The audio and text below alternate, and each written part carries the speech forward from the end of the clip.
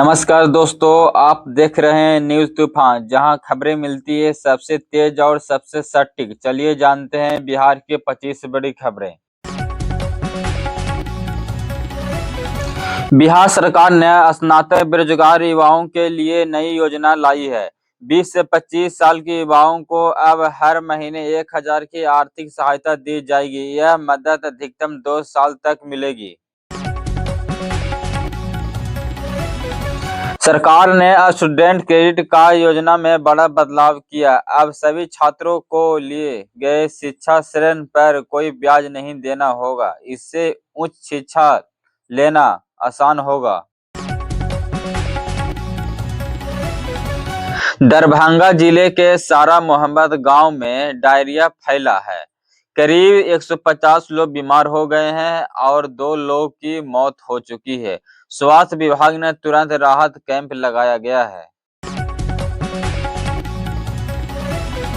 बिहार के सरकारी अस्पतालों में सीपीयू ठप हो गए हैं।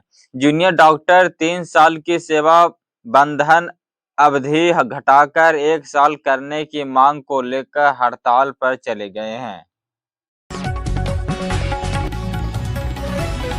मुख्यमंत्री नीतीश कुमार ने 22 सितंबर को 50 लाख महिलाओं को 5000 करोड़ की राशि सीधे खाते में देंगे। यह महिला रोजगार योजना महिलाओं को स्वरोजगार शुरू करने में मदद मिलेगी।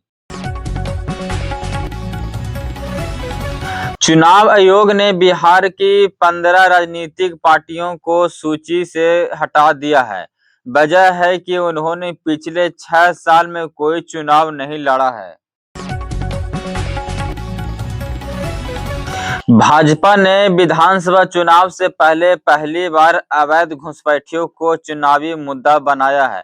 पार्टी का कहना है कि यह राष्ट्रीय सुरक्षा का सवाल है।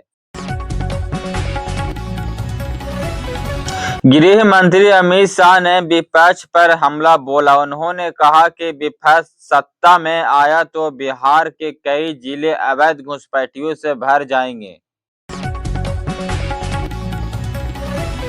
बीपीएससी टीआरई-4 शिक्षक भर्ती का नोटिफिकेशन जारी न होने पर युवाओं ने पटना में जोरदार प्रदर्शन किया। युवाओं ने चेतावनी दी कि चुनाव से पहले भर्ती प्रक्रिया शुरू होनी चाहिए।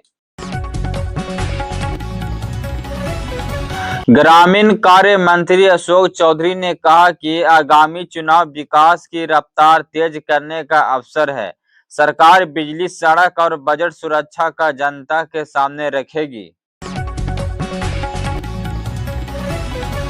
पटना हाई कोर्ट ने आदेश दिया कि इंजीनियरिंग छात्रों को न्यूनतम उपस्थिति पूरी करनी होगी। कम उपस्थिति वालों को परीक्षा में छूट नहीं मिलनी चाहिए। औरंगाबाद में सिविल सर्जन पर मृतक मरीज के परिवार का 24 लाख का मुआवजा रोकने का आरोप लगाया गया है। परिवार ने जांच की मांग की है। चुनाव नजदीक आते ही कांग्रेस में सीट बंटवारे की रणनीति तेज हो गई है। पप्पू यादव ने भी पार्टी मीटिंग में भाग लेकर ऑपरेशन टिकट की चर्चा को हवा दी है। मौसम विभाग ने बिहार के कई जिलों में तूफान और बिजली चमकने का रेड अलर्ट जारी किया है। लोगों को सुरक्षित स्थानों पर रहने की अपील की जा रही है। राज्य के अलग अलग जिलों में बिजली गिरने से 4 लोगों की मौत हो गई है। प्रशासन ने परिवारों को मुआवजा देने की प्रक्रिया शुरू की है। मुख्यमंत्री ने पटना के आवास बिहटा में एसडीआरएफ का नया मुख्यालय उद्घाटन किया। अब आपदा प्रबंधन की क्षमता और मजबूत होगी। बिहार में विधानसभा की खरीद फकौड़ा की खबरों पर 2 विधायक ने पूछताछ हुई। साथ ही साइबर अपराध से निपटने के लिए विशेष केंद्र खोलने की तैयारी हो रही है। चिराग पासवान ने कहा कि वे अभी शादी नहीं करेंगे, उनका पूरा ध्यान बिहार के विकास और चुनाव पर होगा। चुनाव रणनीतिकार प्रशांत किशोर ने सम्राट चौधरी की शैक्षिकता योग्यता पर सवाल खड़े किए हैं। उन्होंने पारदर्शिता की मांग की है।